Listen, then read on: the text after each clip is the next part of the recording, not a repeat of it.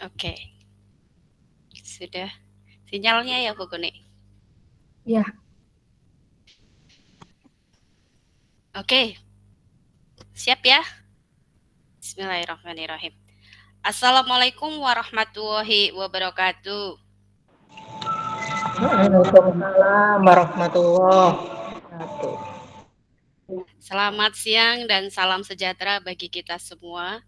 Yang terhormat Ibu narasumber webinar PAUD Menuju Budaya Positif, beliau Ibu Kuniasi SPD yang saat ini bertugas sebagai Kepala Sekolah TK Pertiwi Widodaren 02, dan yang kami hormati peserta webinar yang telah hadir dalam kegiatan webinar pada hari ini. Warna merah untuk batu bata, warna coklat untuk anak panah. Kami ucapkan selamat datang untuk peserta. Semoga ilmu yang didapat membawa berkah. Puji syukur. Amin. Amin. Puji dan syukur kita panjatkan kepada Allah Subhanahu wa taala yang telah memberikan kesehatan dan kesempatannya sehingga kita dapat bertemu dan berjumpa dalam kegiatan secara virtual melalui kegiatan GIMET hari ini Selasa 10 Oktober tahun 2023 dalam kegiatan webinar PAUD Menuju Budaya Positif dengan topik Budaya Positif dapat membentuk karakter anak yang lebih baik. Hadirin yang kami muliakan, adapun agenda acara kita pada hari ini yaitu yang pertama adalah pembukaan, nanti pembukaan oleh saya sendiri, Titin SPD Out yang bertugas sebagai MC pada kesempatan kali ini. Yang kedua adalah doa, yang ketiga adalah penyampaian materi oleh narasumber, yang keempat nanti akan dilanjutkan untuk kegiatan diskusi yang nanti akan dipimpin oleh moderator kita, Ibu Hidayah SPD MPD. Agenda yang selanjutnya yaitu adalah rangkuman materi, yang terakhir adalah penutup. Izinkan saya berpantun nggih Bapak Ibu ya, biar kegiatan kita ini lebih fresh lagi. Makan nasi di rumah Rahmat, lauknya pakai sambal ikan. Mari kita mulai dengan senyum semangat agar webinar ini terasa menyenangkan. Cakep, Ibu. Terima kasih Bu Umi. Cakep, yeay. Hadirin yang kami hormati, mari kita memulai acara ini dengan doa bersama. Saya akan memimpin kegiatan doa ini. Marilah kita hening sesaat dan menundukkan kepala sejenak untuk bermunajat kepada Allah Subhanahu wa taala agar webinar ini dapat berjalan dengan lancar dan membawa manfaat untuk kita semua. Menurut agama dan kepercayaan masing-masing, berdoa mulai.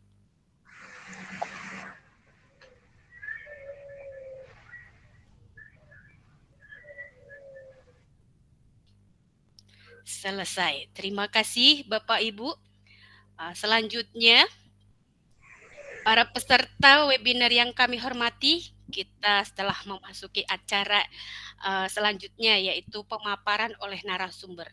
Untuk sesi ini akan dibantu oleh moderator yang luar biasa yang telah hadir di tengah-tengah kita. Sebelumnya saya akan membacakan biografi beliau. Izin saya untuk share screen ya Bapak Ibu.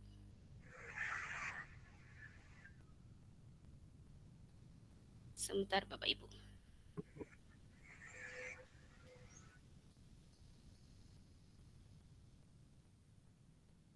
Apakah share screen saya sudah terlihat? Sudah, Bu. Ampun. Oke, Bapak Ibu, izinkanlah saya untuk membacakan biografi dari profil moderator kita pada kesempatan kali ini. Beliau adalah Ibu Hidayah SPD MPD. Tempat tanggal lahirnya adalah beliau di Pemalang, 24 April 1983. Untuk jenjang pendidikan, beliau tahun ini adalah fresh graduate atau lulusan awal dari program Magister S2 PAUD UNES tahun 2023. pengalaman mengajar beliau. Sekarang ini beliau menjabat sebagai Kepala Sekolah TK Al Munawaroh, Desa Banjardawa, Kecamatan Taman Pemalang. Kepada Bu Hidayah kami persilahkan dengan hormat untuk mengambil acara untuk dapat memimpin kegiatan diskusi pada kesempatan kali ini nanti yang akan diawali dengan pemaparan dari narasumber. Monggo Ibu Hidayah kami persilahkan. Saya izin hentikan share screen Ibu.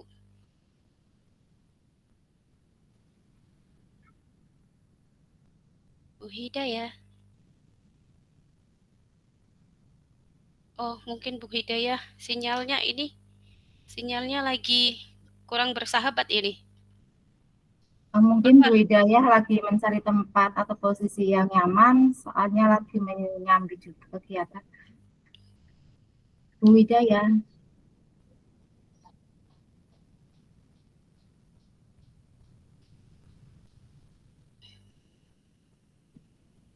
Ya, sambil menunggu Bu Hidayah ya Bapak Ibu, biar suasana kita hari ini lebih fresh. Masih unmute Bu Hidayah?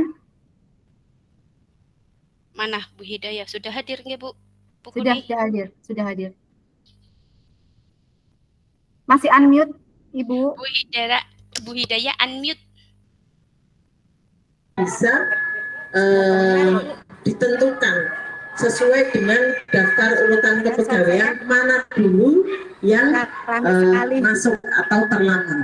Karena ini nanti suatu saat pada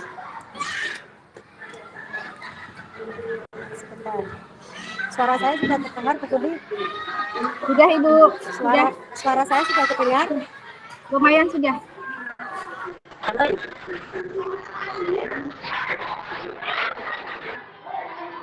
Halo Bu Kudi.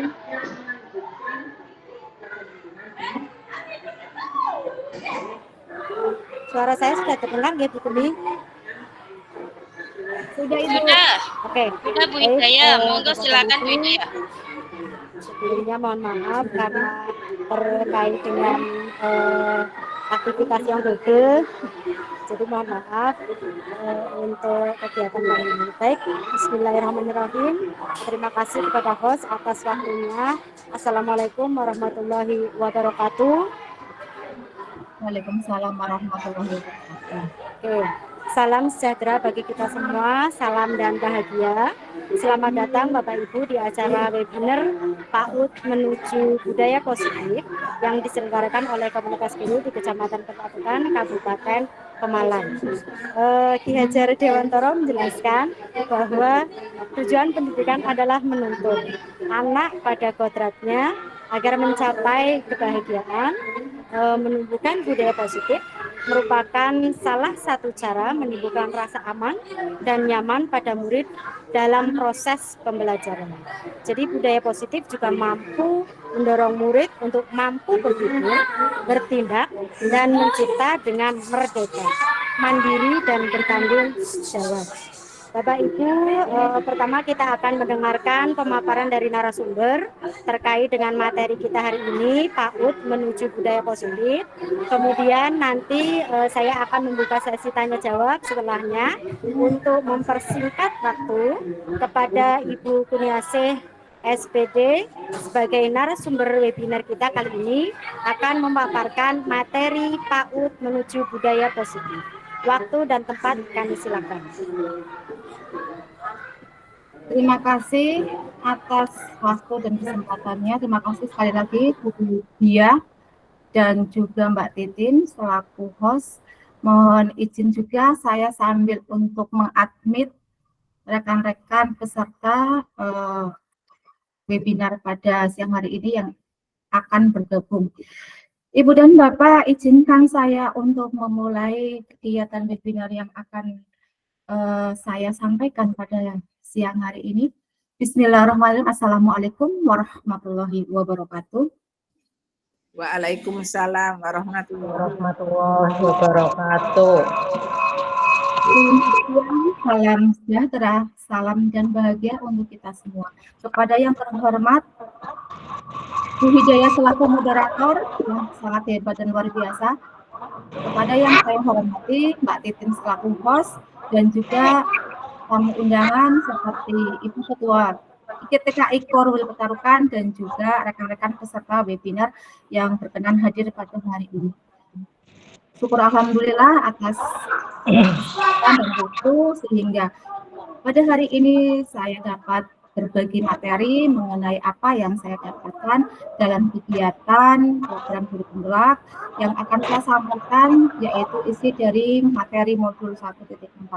Ibu dan Bapak, izinkan saya untuk membuka PPT-nya.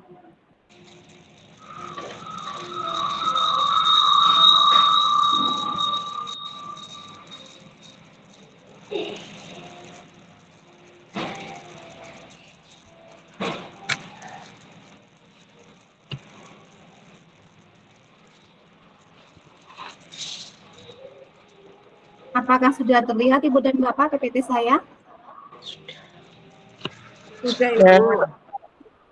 Sudah. Ibu dan Bapak yang hebat dan luar biasa, pada kesempatan ini saya ingin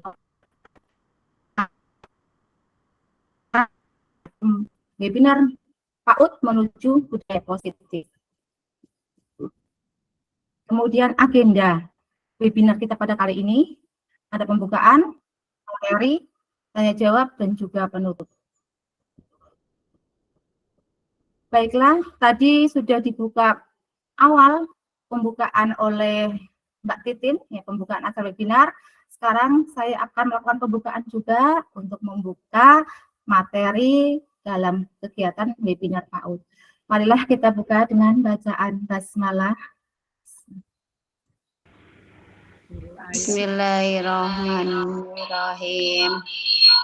Nah, untuk selanjutnya Ibu dan Bapak, saya meminta peserta webinar untuk melaksanakan kegiatan menirukan video yang ada di PPT saya. Bisa terlihat videonya?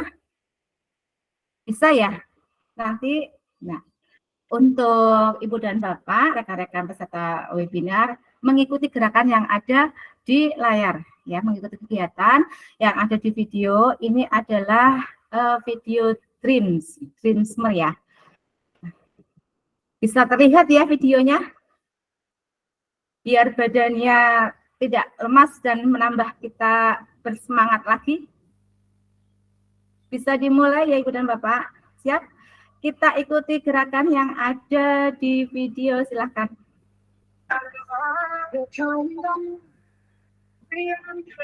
Silakan Ibu.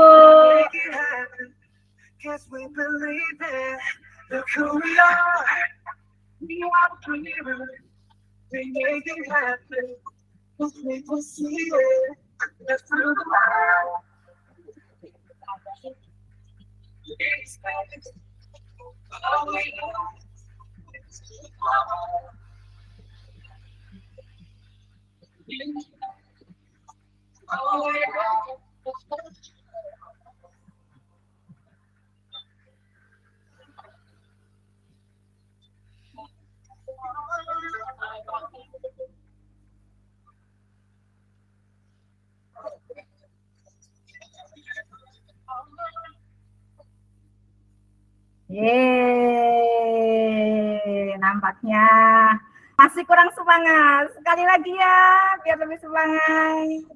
Oke, saya putar sekali lagi. Ya, 1, 2, 3.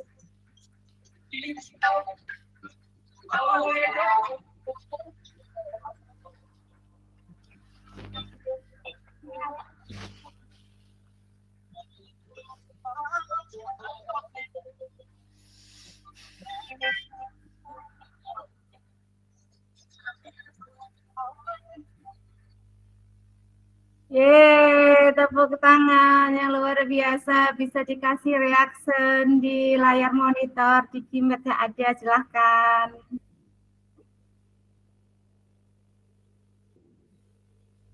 Bentar, saya izin untuk memasukkan. Oke, Ibu dan Bapak, saya akan melanjutkan materi pada hari ini. Baiklah, sebelum kita memasuki tentang pembahasan kita tentang budaya positif, tadi sudah disampaikan oleh Bu Moderator mengenai tujuan dari pendidikan. Betul, apa yang disampaikan oleh Bu Moderator. Menurut KHD, tujuan pendidikan adalah menuntun segala kodrat yang ada pada anak-anak agar mereka dapat mencapai keselamatan dan kebahagiaan yang setinggi-tingginya, baik sebagai manusia maupun sebagai anggota masyarakat. Oleh sebab itu, pendidik hanya dapat menuntun tumbuhnya kekuatan kodrat yang ada pada anak, agar dapat memperbaiki lakunya dalam hidup. Nah, di sini mungkin masih ada kata-kata yang kita sering mendengar, namun kita juga awam. Apa itu? Di antaranya kata menuntun. Nah, kok menuntun? Kenapa tidak mendidik? Karena apa, Ibu dan Bapak? Arti kata menuntun menurut filosofi dari KHD itu adalah pendidik bukan hanya seorang pengajar, tapi juga pemandu, pembimbing dalam perjalanan belajar muridnya. Filosofi menuntun itu bukan sekedar transfer saja, bukan sekedar transfer pengetahuan, menyampaikan ilmu kepada anak, tetapi lebih kepada membentuk karakter dan membantu murid mengembangkan potensinya secara maksimal. Itu arti kata menuntun. Kemudian tadi kok ada kata-kata sesuai dengan kekuatan kodrat. Ibu dan Bapak, rekan-rekan webinar yang saya hormati, kita harus mengetahui sebagai pendidik, ya, kalau anak itu mempunyai kodrat, di antaranya ada 2 kodrat menurut filosofi pemikiran KHD. Apa itu? Ada kodrat alam dan juga kodrat zaman. Kodrat alam itu kodrat di mana tempat anak itu berada. Bisa di mana letak geografisnya, kemudian lingkungan alam sekitarnya, tempat tinggal dia berada, di mana anak itu betul-betul menyatu dengan alam tempat keberadaan anak tersebut. Kemudian kok ada yang kedua kodrat zaman? Ya, betul. Selain kodrat alam, ada juga kodrat zaman. Kodrat zamannya anak sekarang seperti apa? Kodratnya zaman sekarang itu anak bisa mengikuti perkembangan teknologi, menggunakan IT, kemudian dapat mengakses beberapa mungkin banyak hal tentang pendidikan dan mengenai informasi lain itu bisa dari YouTube lah ataupun dari media sosial yang lainnya. Setiap info yang mungkin anak tahu atau dengar itu dapat dicari melalui media sosial dan tidak untuk kita sebagai pendidik mengetahui bahwa anak itu dari gadget, ya, anak tidak lepas dari HP. Mungkin di sekolahan anak bisa ditahan, tapi kodratnya anak yang mengikuti kodrat zaman dengan menggunakan media yang ada, di antaranya HP untuk mengakses berbagai media sosial untuk menambah pengetahuannya. Itu ya, Ibu dan Bapak. Kemudian kita akan, dari tujuan pendidikan itu kemudian diturunkan lagi menjadi budaya positif. Budaya positif di sekolah yaitu nilai dan kebiasaan di sekolah yang berpihak pada murid agar mereka dapat berkembang menjadi yang kritis sesuai dengan profil pelajar Pancasila. Izin sebentar untuk mengadmin teman-teman yang mau masuk. Oke, sudah.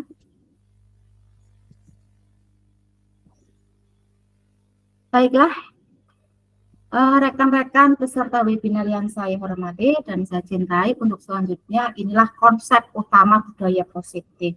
Ya, ada beberapa, yaitu yang pertama ada perubahan paradigma belajar, kemudian ada disiplin positif, kemudian ada kebutuhan dasar manusia, kemudian ada motivasi perilaku manusia, kemudian restitusinya sebagai posisi kontrol, ya, kemudian ada keyakinan kelas, kemudian ada segitiga restitusi.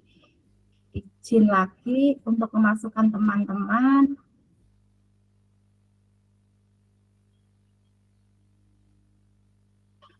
Oke, teman-teman webinar, ya, saya akan membahas lebih detail satu persatu mengenai konsep-konsep dari budaya positif yang tadi saya sudah sampaikan. Antara lain ada perubahan paradigma belajar, ya, perubahan paradigma belajar ataupun lebih kepada pergeseran paradigma belajar menurut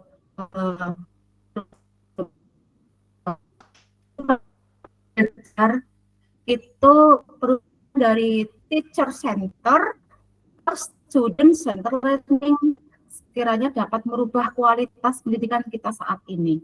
Biasanya pendidikan kita yang umumnya di Indonesia itu terpaku pada menggunakan metode teacher center, ya, berpusat pada guru. Yang penting anak-anak itu fokus pada guru, dengan penyampaian guru, dengan materi guru, dengan apa yang disampaikan guru. Kemudian guru juga menyampaikannya sesuai dengan kurikulum mungkin yang dibuatnya, sehingga anak harus fokus terhadap materi dan hasil yang sudah ditentukan sesuai dengan kurikulum yang dibuat, ya, yang dibuat oleh guru.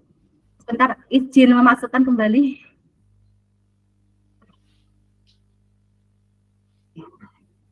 Kemudian tadi saya juga menyampaikan student center, nah, pendidikan yang berpusat kepada anak, ya.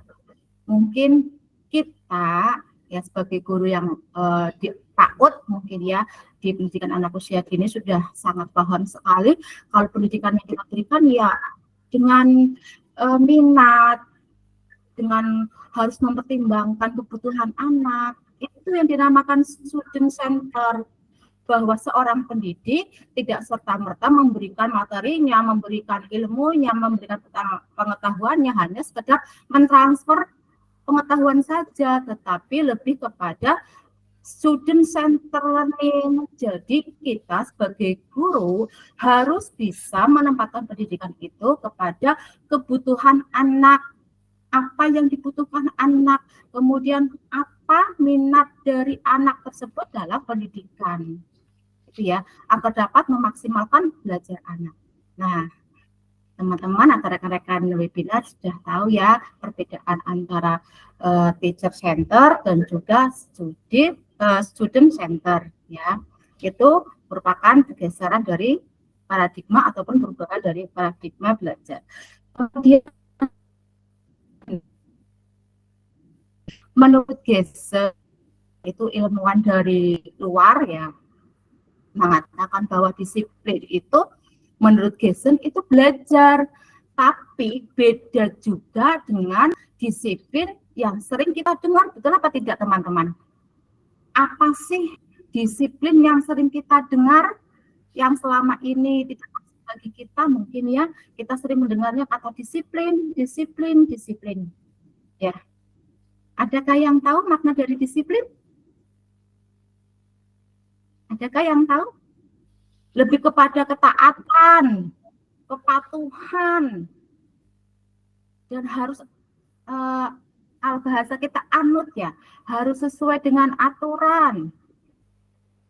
Itu makna dari disiplin yang sering kita dengar, padahal dari kata disiplin yang sering kita dengar itu membuat seseorang ataupun membuat anak itu merasa tidak nyaman, ya, karena dari disiplin itu membuat seseorang harusnya dapat menggali potensinya menuju kepada sebuah tujuan. Misalnya tujuan dari disiplin itu apa? Seharusnya dapat menggali seperti itu. Misalnya kok disuruh memakai sepatu dan berkaos kaki, tujuannya apa?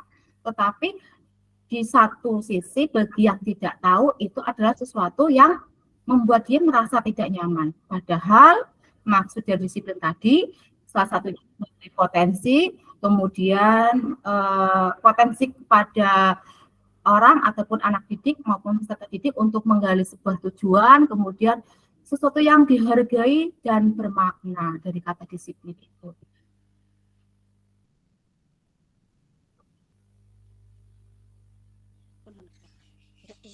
Kemudian teman-teman, untuk kebutuhan dasar manusia saya lewati sebentar. Sebentar ada yang masuk lagi. Oke. Baiklah, untuk selanjutnya teman-teman kita akan masuk ke poin yang ke motivasi perilaku manusia. Jadi semangatnya jadi salah menyebutkan motivasi perilaku manusia. Ada 3 poin di motivasi perilaku manusia itu. Yang pertama, yang pertama itu untuk menghindari ketidaknyamanan atau hukuman. Ya. Jadi motivasi perilaku manusia yang pertama itu menghindari ketidaknyamanan dan hukuman. Yang kedua itu untuk mendapatkan imbalan dan penghargaan dari orang lain. Yang ketiga, untuk menjadi orang yang mereka inginkan dan menghargai diri sendiri. Nah, dari ketiga motivasi perilaku manusia agar menghindari dari ketidaknyamanan dan hukuman, kemudian penghargaan dari orang lain, kemudian memotivasi dirinya untuk lebih menghargai dirinya sendiri. Nah, di poin ketiga ini fase yang paling rendah itu adalah fase yang poin pertama, karena motivasi perilaku manusia itu dilakukan hanya untuk agar tidak mendapatkan hukuman. Sebagai contoh misalnya, teman-teman atau rekan-rekan webinar ketika bersepeda motor itu memakai helm ya. Motivasinya apa? Karena takut akan dicekal oleh polisi, ditangkap oleh polisi karena tidak menggunakan helm, ataukah motivasinya itu untuk safety? Kalau motivasinya hanya untuk motivasinya itu hanya untuk karena tidak mendapatkan hukuman, nah itu adalah fase yang terendah. Ya.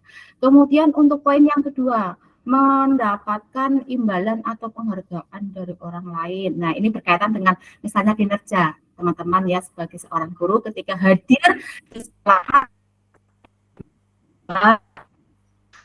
atau hadir kayak saya mau hadir di tempat waktu ini karena apa? Saya biar alam, di alam atau dipuji, dikasih apresiasi misalnya oleh kepalanya, misalnya yang mengapresiasi dipuji kepada Mbak Devi misalnya. Mbak Devi luar biasa karena Mbak Devi berangkatnya selalu tepat waktu dan selalu lebih awal seperti itu ya.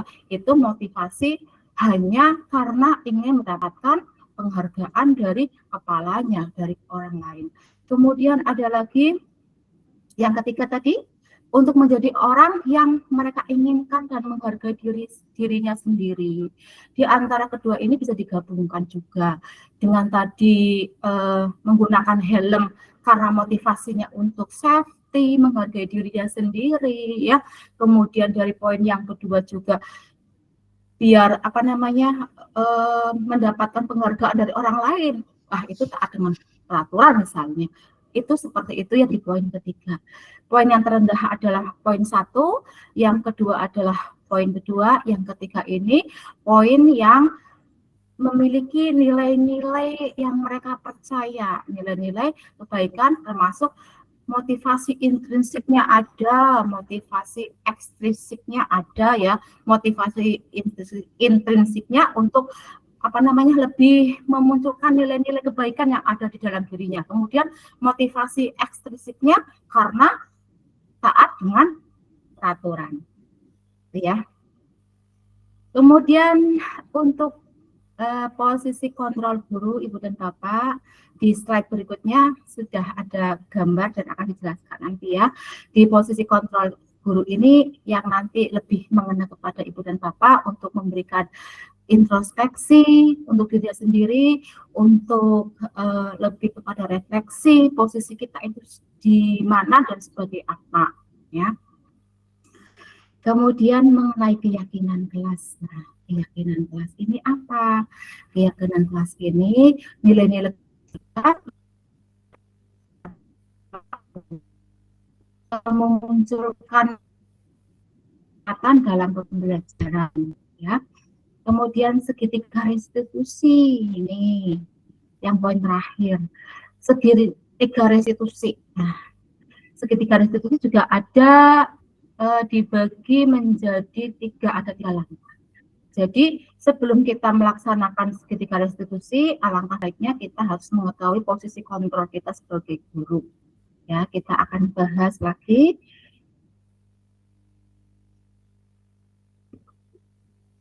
Nah, kita naik ke atas lagi mengenai kebutuhan dasar manusia, antara lain bertahan hidup, kemudian kasih sayang dan rasa diterima, kemudian penguasaan, kemudian kebebasan, kemudian juga kesenangan.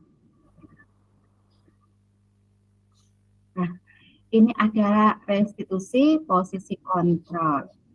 Ada sebagai penghukum, ada sebagai pembuat rasa bersalah, juga sebagai teman, pemantau maupun manajer. Ya, saya akan sedikit memberikan gambaran sebelum teman-teman semua menempatkan dirinya sebagai apa. Ya, sebagai penghukum, lebih kepada penekanan terhadap kata-kata ya, terhadap bukan konsekuensi, tetapi lebih kepada harus taat kepada aturan.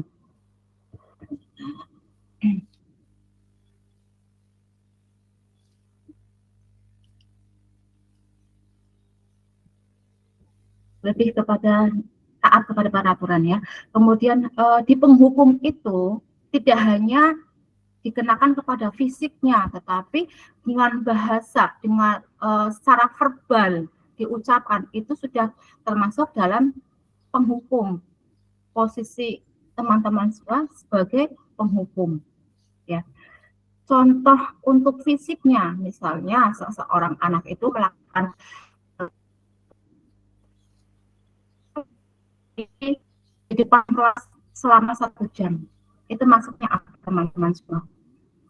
Itu maksudnya adalah sebagai ya penghukum dengan menggunakan fisik. Kemudian misalnya karena kamu tidak bisa mengerjakan, kamu duduk kembali ke kursi misalnya. Kamu duduk kembali ke kursi. Ataupun kamu tidak bisa mengerjakan soal, berarti kamu dengan kata-kata yang kasar misalnya. Itu juga sebagai penghukum. Dan akibatnya apa dari kegiatan menghukum ini, Ibu dan Bapak? Dari kegiatan menghukum ini nanti akan timbul pada anak rasa apa? Akan timbul pada anak rasa merendahkan diri, iya. Dan timbul dari rasa malu, iya. Dan juga akan menjadi anak yang pendendam, iya. Karena apa? Dipermalukan, tidak diperlakukan baik oleh seseorang, maka dari anak tersebut akan timbul rasa kecewa dan dendam. Saat diperlakukan seperti ini misalnya, itu akan mungkin timbul hal-hal yang tidak baik dari kegiatan yang telah dilakukan secara negatif oleh seorang guru dengan posisi kontrol sebagai penghukum. Begitu juga, misalnya walaupun tidak dengan kekerasan fisik, dengan ucapan yang tadi saya sebagai guru mencontohkan dengan ucapan yang kasar, dengan penekanan kata-kata, dengan hentakan mungkin, itu juga membuat anak menjadi down, anak menjadi anak yang tidak percaya diri tentunya karena merasa sudah direndahkan harga dirinya. Itu ya. Kemudian yang kedua, pembuat rasa bersalah. Kalau pembuat rasa bersalah ini lebih kepada kata-kata yang halus, yang lembut, tapi dengan sentuhan agar apa yang sudah dilakukan oleh guru itu yang sudah lelah misalkan atau sudah capek karena sudah mempersiapkan sesuatu hal misalnya. Sebagai contoh seperti ini. Pada suatu hari misalkan ada seorang anak terus menumpahkan air di mejanya. Nah, kemudian gurunya itu tahu. Kemudian si anak tersebut dipanggil, ya, terus ditanya mungkin seperti ini. Tadi misalnya Mbak Chelsea ya, Mbak Chelsea menumpahkan air di atas meja ya. Iya Bu Guru. Ya Mbak Chelsea, kenapa sih mesti menumpahkan air di atas meja? Tahu apa tidak? Kalau Bu Guru itu sudah membersihkan membersihkan meja itu dengan bersih agar anak-anak bisa belajar dengan baik di meja itu. Kenapa sih? Jadi ada timbul rasa anak merasa bersalah. Oh iya, kenapa ya? Kenapa saya harus menumpahkan ya? Dari rasa apa yang disampaikan oleh guru terhadap anak itu, ya, anak menjadi merasa kayak tidak percaya diri, kemudian merasa sangat bersalah, merasa malu terhadap apa yang ia lakukan, seperti itu ya. Jadi ada rasa yang bukan menghargai lagi, rasa yang tidak nyaman, walaupun itu bukan dilakukan secara dengan ucapan, dengan penekanan maupun dengan hukuman seperti yang ada di tadi posisi kontrol yang pertama, yaitu di posisi kontrol sebagai penghukum. Nah, sampai di sini bisa dipahami bersama ya teman-teman. Baik, saya akan melanjutkan untuk posisi kontrol yang ketiga sebagai teman. Sebagai teman. Tentunya teman-teman semua karena di lingkungan PAUD sudah terbiasa ya menganggap anak didik kita ya seperti teman saja. Ya sudah, misalnya kamu bikin salah ini ya, hanya seperti itu saja. Itu contoh kecilnya ya. Misalnya kamu kenapa nggak pakai sepatu misalnya? Saya malas Bu Guru, saya pengennya pakai sendal aja biar nyaman. Oh ya sudah, tapi besok lain kali atau besok lagi pakai sepatu ya. Iya siap Bu Guru. Itu di posisi di mana Bu Guru merendahkan diri, menempatkan diri dengan merendahkan dirinya setara atau sejajar dengan anak tersebut. Ya. Merasa kita ini selevel loh, kita sepadan.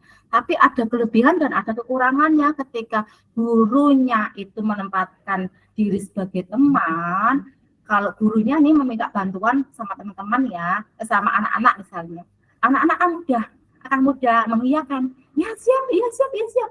Tapi sebaliknya ketika gurunya itu menyampaikan tidak bisa atas permohonan permintaan tolong dari anak didiknya misalnya, Bu minta tolong ini dong Bu, bisa seperti itu, nggak bisa, Bu Guru kan lagi sibuk, bisa seperti itu anak merasa ada dampak yang tidak baik. Berarti Bu Guru itu ternyata mungkin di saat-saat tertentu saja membutuhkan, dan di saat tidak membutuhkan ternyata Bu Gurunya tidak siap. Jadi ada kekurangan dan ada kelebihannya ketika teman-teman semua menggunakan posisinya itu, menempatkan posisinya sebagai teman ya, karena otomatis kita posisinya harus merendahkan diri selevel dengan anak tersebut.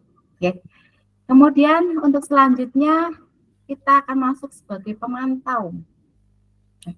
Di pemantau ini kita lebih kepada pengawasan terhadap anak. Kita lebih mengintervensi anak ya. Kamu tadi semalam misalnya anak terlambat. Kamu semalam tidur jam berapa? Kamu bangun jam berapa? Satu misalnya. Kenapa kamu tidak mengerjakan kegiatan pada hari ini? Kenapa kamu tidak menyelesaikan? Lebih kepada memantau. Berarti itu adalah hanya dari satu sisi saja ya. Apa yang dilakukan itu dilihat dari sisi posisi kontrolnya sebagai guru saja, tidak ada dari kedua belah pihak gitu ya. Yang terakhir ini posisi sebagai manajer. Kok ada ya sebagai manajer gitu ya. Sebagai manajer bukan berarti kita seperti bekerja di instansi, ini ada manajer, ini ada staff, seperti itu ya teman-teman ya. Lebih kepada posisi bagaimana kita untuk menempatkan diri, mengajak anak untuk duduk bersama, untuk ngobrol, untuk sharing, untuk mengevaluasi dirinya, mengajak ngobrol anak ya, melakukan percakapan-percakapan yang membuat anak mempertanggungjawabkan perilakunya, kemudian membuat anak itu bisa memperbaiki dirinya, obrolan-obrolan seperti itu teman-teman yang diterapkan pada posisi manajer ya. Jadi di posisi manajer ini tidak hanya guru yang dominan maupun tidak hanya anak yang dominan, tetapi lebih kepada dua-duanya aktif. Seorang guru itu aktif untuk menggali apa yang ada pada anak, termasuk mungkin salah satunya kasus yang ada pada anak, kasus yang telah dilakukan oleh anak, kemudian dievaluasi seperti apa, kenapa bisa terjadi, kemudian anak diajak untuk bagaimana cara mempertanggungjawabkan atas perilakunya, misalkan bagaimana sih terhadap kesalahan dan kemudian mempertanggungjawabkan perilakunya, dilebarkan lagi untuk memperbaiki dirinya sendiri, mencari solusi dirinya sendiri, dan untuk dilaksanakan ke depannya agar si anak menjadi lebih baik lagi. Itu ya teman-teman ya. Coba teman-teman semua dari tadi yang sampaikan bisa membuka mic-nya sebentar. Kira-kira teman-teman itu berada di posisi mana? Apakah sebagai penghukum ataukah sebagai pembuat rasa bersalah? Apakah sebagai teman atau sebagai pemantau atau sebagai manajer? Coba kita introspeksi diri. Kita sudah pada level apa ya? Apakah tadi yang disampaikan oleh narasumber, saya adalah sebagai penghukum atau saya adalah sebagai pembuat rasa bersalah? Kemudian apakah saya hanya sebagai teman, ya? Ataukah sebagai pemantau atau sebagai manajer? Ya, kembali lagi sebagai penghukum hanya membuat efek jerah, kemudian sebagai pembuat rasa bersalah hanya membuat efek anak menjadi tidak nyaman dan rasa bersalah, tidak ada solusi atau penyelesaiannya. Kemudian sebagai teman dengan merendahkan diri kita selevel dengan anak, ya, tidak ada perbaikan. Kemudian hanya sebagai memantau saja kegiatan anak, tidak ada imbal balik dari kedua pihak untuk menggali, untuk memperbaiki kedepannya seperti apa, ataukah teman-teman semua sudah menggunakan posisinya sebagai manajer dengan melakukan pendekatan kepada anak, mengevaluasi anak, kemudian mengajak anak untuk mempertanggungjawabkan perilakunya, kemudian mengajak anak untuk bagaimana mencari solusi memperbaiki tingkah lakunya. Coba, adakah di sini yang berbagi silakan dibuka mic-nya. Tidak apa-apa. Pasti semuanya sudah pernah merasakan ya. Saya pernah menghukum juga. Saya pernah merasa bersalah juga iya. Saya sebagai teman juga oke. Ya. Saya sebagai pemantau juga iya. Ya. Tetapi dari kelima ini, misalnya ada kasus apapun tentang anak, yang paling disarankan adalah dengan menggunakan posisi kontrol yang kelima, yaitu menempatkan teman-teman semua sebagai guru menjadi di posisi kontrol sebagai manajer.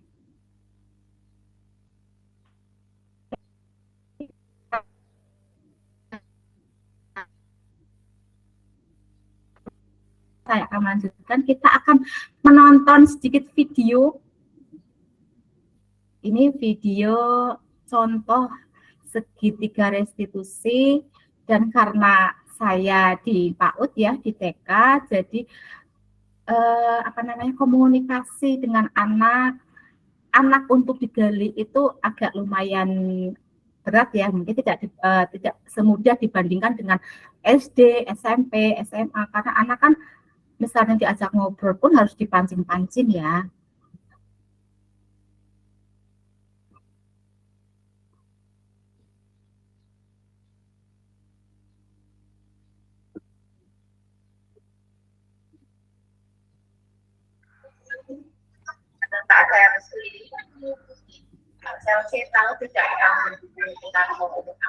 Ini contoh dari segitiga restitusi, posisinya sebagai manajer.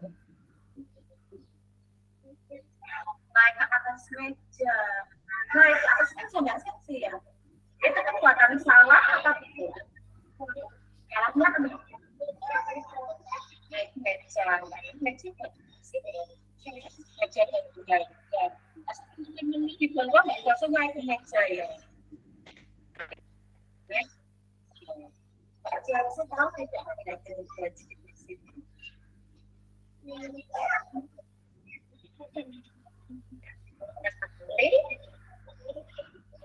Ini ya pintar sekali tadi langsung.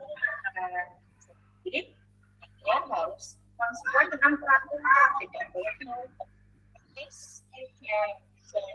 terus setelah Mbak Chelsea tahu bahwa tidak kayaknya harus menjalankan tapi teman kamu lagi atau tidak? Kira-kira hal apa sih yang kita dapat solusi untuk terbaik? Nanti kesalahan Mbak Chelsea. Kita naik meja lagi terus.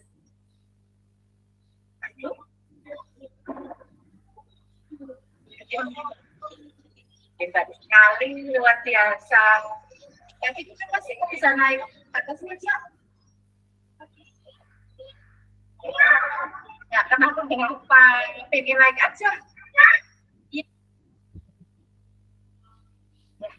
Itu sedikit percakapan dari anak didik saya yang di TK ya. Jadi itu menggunakan posisi manajer. Tadi saya juga lupa menyampaikan ini adalah video contoh penerapan dengan penyelesaian kasus dengan pendekatan segitiga restitusi, di mana segitiga restitusi ini kan ada, saya geser ke bawah, ada 3 tahapan ya, ada 3 langkah yang harus kita laksanakan ya, dengan 3 langkah segitiga restitusi. Yang pertama, menstabilkan identitas, kemudian mau validasi kebutuhan, kemudian menanyakan keyakinan. Tadi saya lupa untuk menyampaikan tentang menanyakan keyakinan. Ya. Di ketiga langkah ini, divalidasi, ya, misalkan menanyakan tentang alasan mengapa melakukan itu, kemudian cara yang efektif membutuhkan apa yang kamu butuhkan. Di sini berkaitan dengan kebutuhan dasar anak, kembali lagi ya.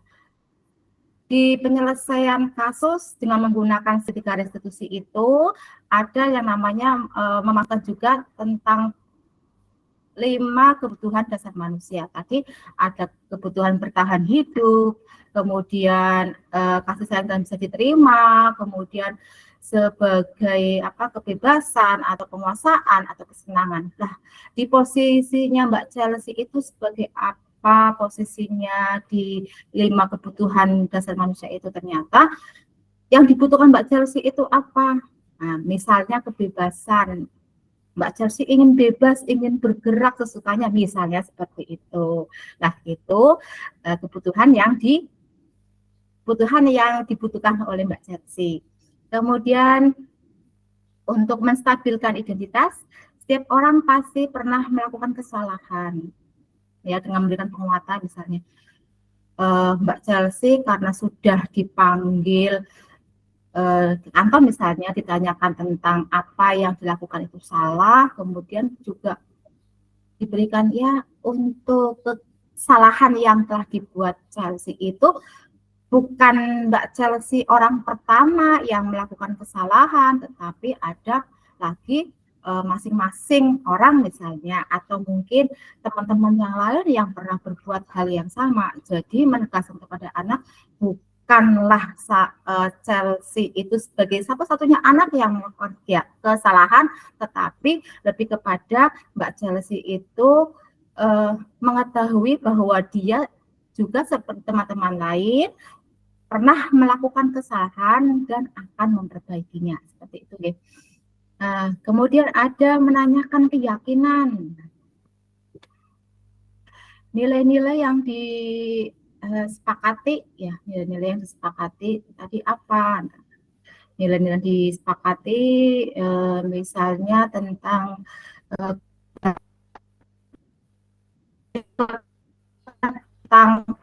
tadi salah ke atas meja. Kemudian tentang kemandirian ya.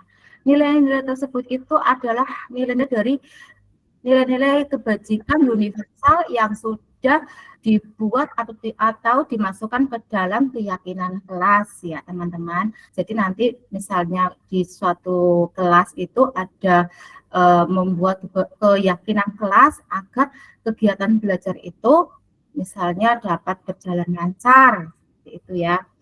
Kemudian menanyakan keyakinan ya, setelah mengetahui nilai-nilai kebajikannya, mengetahui kesalahannya, memperbaiki kesalahannya, kemudian kira-kira mau menjadi seperti apa. Nah, ini tadi memang di video itu belum selesai ya, karena di video itu anaknya sudah moodnya sudah mulai tidak stabil lagi, sudah karena anak kecil, jadi moodnya masih hawanya pingin ini ya, masih pingin bermain, tidak mau ditanya yang berlama-lama untuk duduk diam, anteng gitu nggak mau ya, masih pingin bergerak. Baik, untuk selanjutnya kita akan mereview Ibu dan Bapak dan teman-teman peserta webinar ya, kira-kira di posisi mana sekarang Anda berada, seharusnya saya berada di posisi mana nih, kenapa demikian? Nah, untuk sesi ini saya kembalikan ke moderator ataukah saya akan buka kolom chat saja? Oke, ini suara saya terdengar? Ya, terdengar Ibu. Oke. Mohon maaf tadi. Itu. Oke, baik Bapak Ibu sudah menyampaikan Ibu Dominiasi terkait dengan apa yang beliau sampaikan materi PAUD menuju budaya positif. Kemudian ini nanti saya akan buka termin pertama dengan 2 pertanyaan dulu barangkali ada yang belum paham atau mau dipahamkan terkait dengan materi, silakan untuk bisa menuliskan di chat ataupun nanti bisa raise hand secara langsung menyampaikan apa yang harus dipahamkan pertanyaan. Silakan Bapak Ibu. Ada Bu Suci. Bu Suci kayaknya raise hand, silakan Bu Suci. Silakan Bu Bu Suci. Suci tadi ya. Atau mungkin teman-teman akan mereviewkan dengan menggunakan kolom chat, silahkan mengetikkan di situ tidak apa-apa, silahkan teman-teman.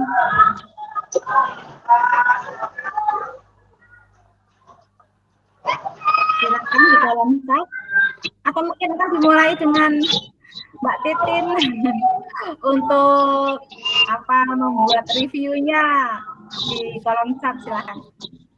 Mengetikkan sesuatu hal tentang review tentang webinar yang saya sampaikan pada hari ini.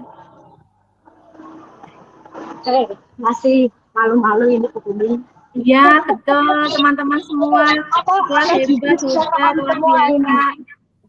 Sudah paham semua ini Bu Bumi terkait dengan budaya positif. Ya, tentunya tentunya sudah paham dan juga sudah menerapkan, cuman memang masih malu-malu saja untuk menyampaikan. Mohon maaf Bu Kuni, mungkin sudah paham kali ya. Nah, ini lebih ke arah, mungkin nggak bertanya, lebih ke arah sharing, monggo. Kalau teman-teman badai sharing, ibarat kata apa yang terjadi di dalam lembaganya, ataupun kita nanti di sini seperti semacam hanya sharing aja ya, sharing aja hal-hal yang mungkin yang unik terjadi di lembaganya tentang yang berkenaan dengan budaya positif. Monggo teman-teman, barangkali ada yang pengen sharing bareng, mumpung ada narasumber kita di sini.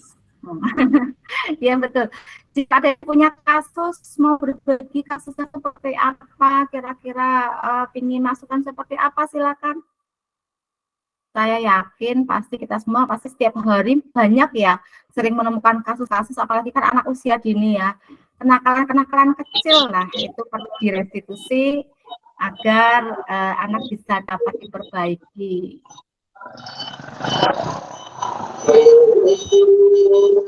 Adakah yang mau mereview? Belum ada yang resen ya? Belum Ibu.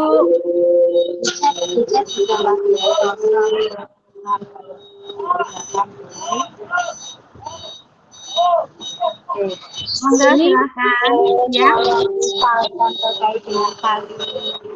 Terkait dengan sertifikat restitusi itu mungkin perlu diperjelas terkait dengan langkah-langkah yang sertifikat restitusi.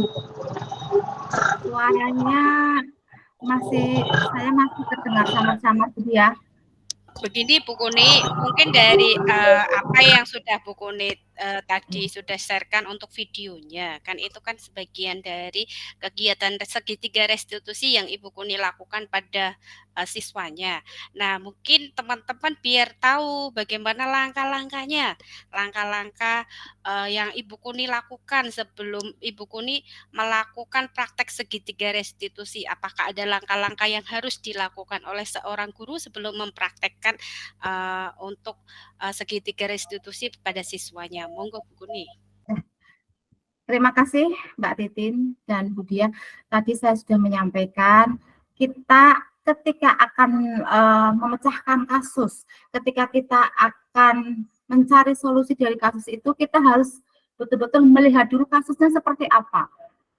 Kita pahami dulu kasusnya, jika kita punya bukti, kita videokan sebagai bukti dari kasus yang ada, kemudian kasus itu ya pelajari dulu, kita tetapkan posisi kita. Tentunya tadi yang disarankan posisinya posisi sebagai posisi kontrolnya ya teman-teman, itu sebagai manajer ya.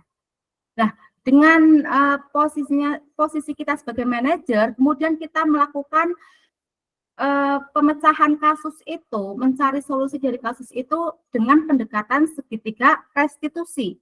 Langkah-langkahnya tadi dengan memvalidasi tindakan atau kebutuhan ya, memvalidasi kebutuhan yang pertama, kemudian yang kedua adalah menstabilkan identitas, dan kemudian yang ketiga adalah tadi menanyakan keyakinan ya. Langkahnya tadi ya. Yang pertama menstabilkan identitas. Ya, saya kembali lagi ke atas. Nah, menstabilkan identitas. Ya, Tadi saya mau mengulang lagi, kegiatan di menstabilkan identitas lebih kepada memberikan memberikan masukan kepada anak bahwa anak itu bukan satu-satunya anak yang pernah melakukan kesalahan. Itu ya. Dikuatkan lagi.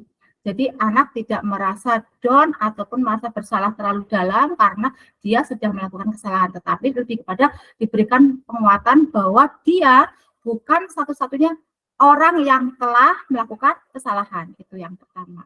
Kemudian memvalidasi kebutuhan. Tadi saya sudah menyampaikan juga tentang kebutuhan apa yang dibutuhkan oleh Mbak Chelsea ketika dia itu melakukan tindakan naik ke atas meja, ya, tindakan berdiri di atas meja.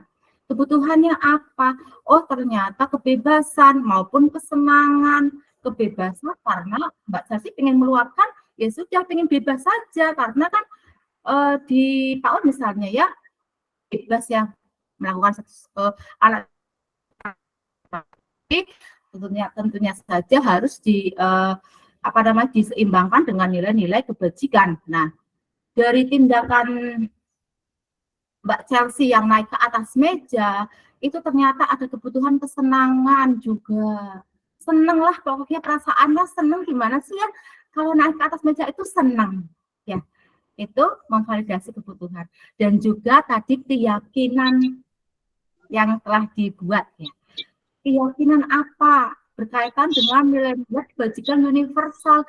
Nilai-nilai kebajikan universal itu sangat banyak sekali, termasuk kemandirian, kenyamanan, kesetaraan, kestabilan, kemudian tadi tentang kesadaran, saling menghormati, ya, bertanggung jawab, mentaati peraturan, itu masuk dalam keyakinan. Itu sekiranya langkah-langkah dari segitiga restitusi ya. Sampai di sini, Mbak Titin, adakah yang mau bertanya atau akan merefleksikan hasil dari apa yang saya sampaikan pada hari ini? Apakah ada yang mau bertanya? Silakan. Silakan Ibu. Silakan teman-teman. Ya, kan kita sering komunikasi bersama. Silakan, apa tadi apa yang saya sampaikan kurang jelas mungkin ya, ataupun mungkin punya kasus nih. Nah, kasus silakan diangkat ke sini. Kita akan bahas bersama biar ramai ya. Ya, siapa tahu ada yang di sekolahan punya kasus, nanti kita bisa saling sharing ya, Bu Kuni ya. Ya, betul sekali. Silakan. Ataukah mungkin ada yang mau bertanya teman-teman semua? Apa harus dimulai dari MC-nya dulu nih, mau tanya kayak gitu, baru dilanjut sama ibu-ibunya, begitu Ibu? Yakin Mbak Titin, teman-teman semua itu aslinya, aduh, meluap ya, meluap apa namanya ide-ide maupun kira-kira hal-hal yang ingin disampaikan. Belum panas mungkin. Silakan teman-teman. Bangga. Oh, ini buka. Ini akhirnya muncul. Mau tanya Bu, segitiga restitusi. Apa jikalau di lembaga saya punya anak yang berkebutuhan khusus, apa saya bisa menggunakan yang ada di segitiga restitusi itu? Sedangkan kebutuhannya itu kan berbeda antara anak yang normal standar dengan satu anak yang berkebutuhan khusus. Kira-kira saya bisa memberlakukan 3 langkah di segitiga restitusi apa tidak ya? Begitu Bu. Bagaimana moderator? Langsung saya menjawab atau bagaimana? Oke, silakan Bu Kuni langsung dijawab saja. Bagaimana terkait Terima kasih Bu Hako. Silakan. Terima kasih Bu Hako sudah mengangkat satu ini ya, bukan kasus juga ya, karena kan itu berkebutuhan khusus dan alangkah baiknya jika misalnya anak berkebutuhan khusus itu tempat untuk pendidikannya kan bukan di pendidikan umum, tetapi betul-betul yang khusus untuk menangani anak-anak yang punya keterbatasan ya, atau berkebutuhan khusus itu. Jadi misalnya ibu menerapkan kasus yang terjadi dengan anak yang berkebutuhan khusus itu dengan menggunakan pendekatan segitiga restitusi, tentunya kayaknya susah. Dan mungkin bisa saya tanyakan lagi, berkebutuhan khususnya apa dulu? Kalau misalnya berkebutuhan khusus hanya mungkin tidak bisa jalan, tapi cara berpikirnya masih bisa lah. Kebetulan di lembaga kami ada berkebutuhan khusus, diantaranya keterlambatan berbicara, terus yang satu lebih pada hiperaktif. Dan lembaga kami tidak bisa menolak, Bu, jujur, karena di lingkungan kami itu kesadaran pendidikannya itu masih rendah. Jadi orang-orang itu kalau kita mengarahkan untuk ke lembaga yang lebih spesifikasi, misalnya anak ibu harus ke SLB, begitu, kesannya itu mereka akan tersinggung, Bu. Jadi mau tidak mau saya menerima anak tersebut, ya akhirnya tak biarkan saja, Bu. Yang penting mau berangkat sekolah, temannya melakukan kegiatan, ikut ya syukur, nggak mau ikut ya tak biarkan, Bu. Karena saya kan bukan guru anak berkebutuhan khusus. Lah, pertanyaan saya itu, untuk yang pendekatan segitiga restitusi itu, apakah saya bisa berlakukan untuk 2 anak didik saya yang berkebutuhan khusus? Terima kasih, Ibu. Berarti bukan karena fisik ya, tetapi karena memang satu hiperaktif, berarti keaktifan anak yang sangat luar biasa. Di situ mungkin ada kecerdasan tersendiri dari anak tersebut sehingga anak itu berlaku hiperaktif seenaknya gitu ya. Kemudian juga kesulitan untuk berbicara. Ya. Kalau misalnya kesulitan berbicara, apakah ibu bisa mengajak anak itu untuk berkomunikasi dengan baik? Nah, kita juga harus mengakomodir ya, harus mengakomodir kira-kira langkah-langkah atau pendekatan segitiga restitusi yang tadi saya sampaikan itu ya, ada 3 langkah. Kira-kira apakah bisa saya terapkan? Yang tahu kondisinya kan ibu ya. Nah, di posisi segitiga restitusi ini juga ibu harus menguasai diri ibu sendiri, bagaimana cara untuk mengevaluasi, bagaimana cara agar memberikan stimulus agar anak dapat mengevaluasi dirinya. Kemudian mengajak anak untuk memperbaiki dirinya, kemudian anak untuk memperbaiki dan mencari solusinya. Ketika anak yang tadi tidak bisa berbicara, apakah bisa diajak untuk melaksanakan percakapan-percakapan seperti itu? Itu yang pertama, di anak yang kesulitan untuk berbicara. Kemudian di anak yang kedua, dengan anak yang hiperaktif,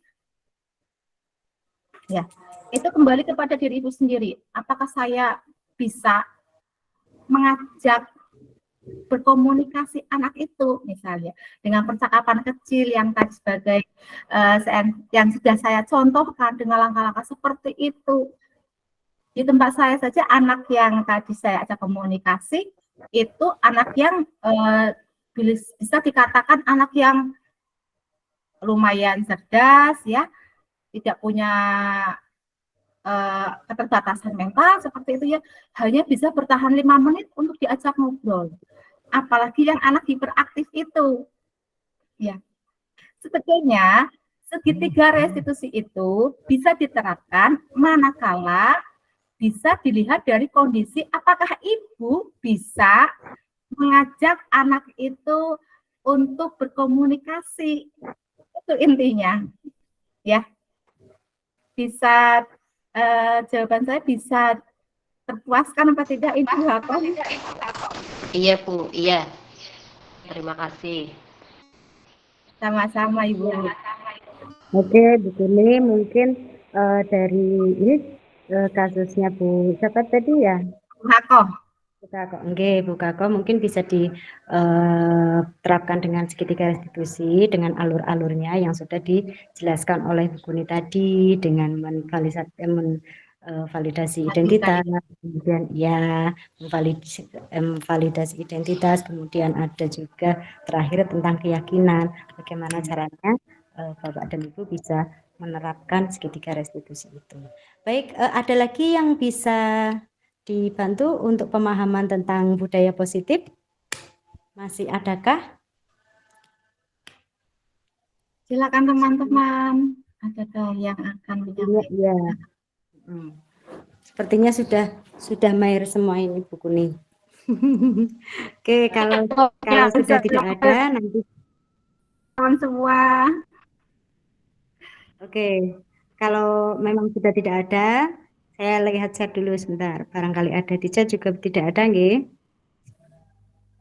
Oke, kalau tidak ada, bisa saya simpulkan dulu, nggih, Bu Kuni. Ya. Apa saya tutup Baik, dulu, Ibu? Oh, silakan. Tadi saya belum menutup soalnya. Terima kasih teman-teman semua yang sudah mengikuti webinar saya, webinar PAUD menuju budaya positif. Semoga bermanfaat dan menambah pengetahuan untuk kita semua. Saya juga rasanya ingin berpantun, tidak kalah dari Mbak Titin. Izin ya Mbak Titin. Oke, silakan Bu. Oke, silakan. Dia ngelet. Berkunjung ke rumah Manan. Cakep. Di rumah Manan, judulnya lesehan. Cakep. Saya ucapkan terima kasih untuk perhatian dan mohon maaf atas kesalahan. Terima kasih. Terima kasih Bu Ca. Demikian materi saya. Sekali lagi mohon maaf jika ada kekurangan. Wassalamualaikum warahmatullahi wabarakatuh. Waalaikumsalam warahmatullahi wabarakatuh.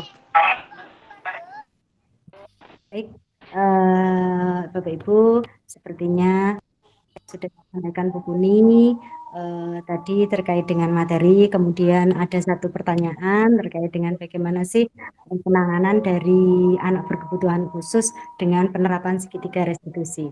Pada dasarnya budaya positif itu diberlakukan yang utama adalah di lingkungan yang terkecil dulu dari Bapak dan Ibu, yaitu di kelas, kemudian nanti bisa satu sekolahan. Dari penerapan peraturan kelas, kemudian nanti bisa merambah menjadi sebuah keyakinan kelas yang nantinya akan menjadi budaya positif dan kebiasaan yang benar.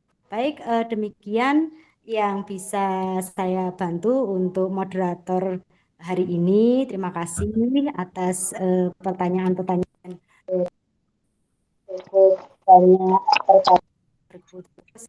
Terima kasih sekali lagi. Saya kembalikan waktu ke host. Oke, terima kasih kepada Ibu narasumber dan Ibu moderator yang sudah menjalankan sesi pemaparan materi dan sesi tanya jawab. Bapak Ibu yang kami hormati, demikianlah acara kita hari ini. Terima kasih kepada narasumber dan moderator serta Bapak Ibu sekalian yang berkenan hadir dalam kegiatan webinar kali ini. Semoga kegiatan webinar kali ini membawa manfaat untuk kita semua. Izinkan saya dari awal saya membuka dengan pantun dan akan diakhiri juga dengan pantun pula. Bunga mawar, bunga melati. Cakep. Indah dipandang di pagi hari. Cakep. Saya pamit undur diri. Sekian, terima kasih. Saya Titin, undur diri. Foto dulu. Saya Titin undur diri. Mohon maaf apabila ada kesalahan perkataan maupun perbuatan. Saya akhiri dengan wassalamualaikum warahmatullahi wabarakatuh.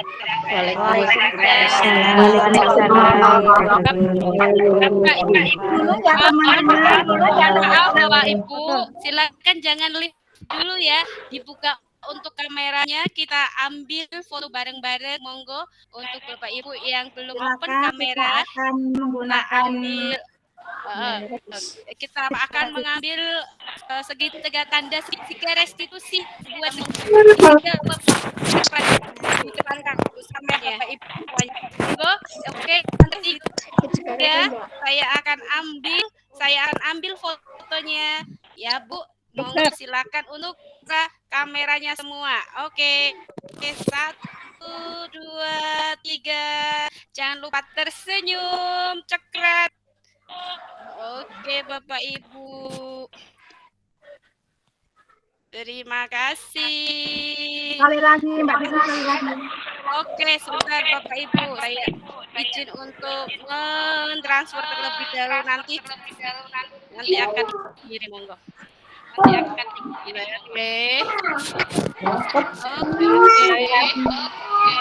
teman-teman dibuka ya semuanya. Sebentar, saya ambil lagi nggih. Biar kelihatan semua. Monggo yang belum open kamera, Bu Entin Hartini dan Bu Siti Muayatun belum terlihat ini. Monggo. 1, 2, segitiga restitusinya. 1, 2, 3, cekret. Oke. Ya. Terima kasih Bapak Ibu. Silakan bisa meninggalkan rapat live hari ini. Terima kasih ya teman-teman. Terima kasih. Ya, terima kasih Bunda atas ilmunya. Terima kasih banyak. Terima kasih, Mbak.